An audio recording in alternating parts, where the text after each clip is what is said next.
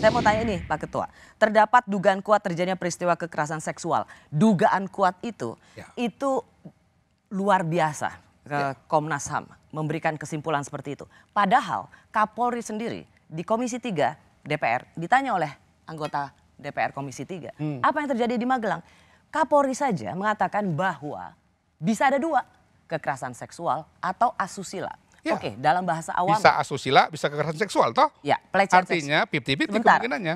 Sebentar, tetapi artinya soal kekerasan seksual, pelecehan seksual itu tidak ada konsen atau tidak ada persetujuan dari korban. Tapi asusila bisa juga diartikan adanya konsen atau persetujuan. Nah, kenapa Komnas HAM langsung jumping to conclusion bahwa ini soal pelecehan seksual, tidak ada konsen. Padahal Kapolri saja membuka ruang lebih Rosi, untuk menyelidiki kalau motif. kita baca baik-baik laporan kami, extrajudicial killing, kami firm. Untuk extraordinary obstruction of justice, kami firm. Tapi untuk kasus dugaan kekerasan seksual, kami menggunakan kata-kata dugaan. Ya, dugaan kuat Bapak Ketua. Iya. Dugaan kuat. Anda sendiri melampaui apa yang dikatakan oleh Kapolri. Kapolri sendiri masih menyebut terminologi hukum asusila. Coba perhatikan rekonstruksinya baik-baik. Ada nggak? Bahkan tim penyidik itu mundur mulai dari tanggal 4. Tanggal 4 ada satu tindakan yang... Ya, tapi dalam rekonstruksi tidak ditampilkan apa yang terjadi di Magelang yang disebut sebagai motif. Ada. Saya akan tanyakan itu nanti. Iya. Tapi saya ingin jawab, Bapak menjawab pertanyaan saya.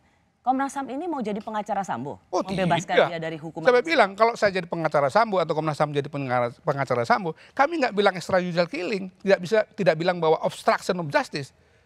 Dua ini satu kesimpulan yang kami firm. Tapi Anda ingin, tidak ada dugaan-dugaan lagi. Meresonansi soal motif Sambo yang bisa mengakibatkan ia tidak mendapat hukuman maksimal di pengadilan. Oh, nggak mungkin. Obstruction of justice itu begini. Saya jelaskan ya. Tidak boleh perlu. Ya, saya waktu. Itu saja. Bahwa Anda, Komnas HAM ingin boleh nggak saya jelaskan obstruction of justice itu apa? Hukum maksimal untuk Sambo. Obstruction of justice itu adalah seseorang atau sekelompok orang yang memiliki otoritas tertentu sebagai aparatur negara, tapi bukan state crime ya, individual, tapi dia melekat jabatannya. Dia Kadif Propam, punya bintang 2, punya pistol dan macam-macam. Dia menggunakan seluruh kekuasaannya itu untuk membunuh orang di luar hukum. Oke. Nggak ada reason yang bisa membebaskan dia kalau kita menggunakan. Bagaimana kemudian dengan motif yang diresonansi?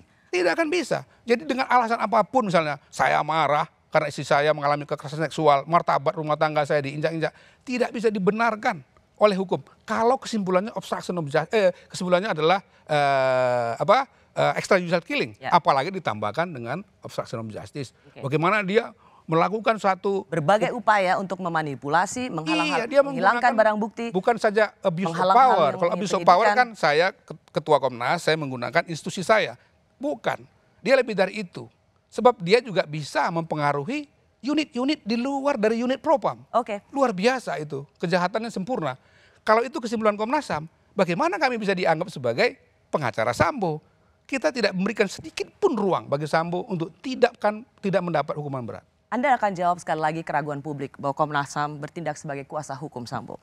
Karena apa? Karena Komnas HAM ada untuk membela korban. Tapi korban yang mana? Seorang bawahan yang ditembak bertubi-tubi hingga mati, atau komandan yang masih hidup dan jadi perancang pembunuhan? Di mana posisi Komnas HAM?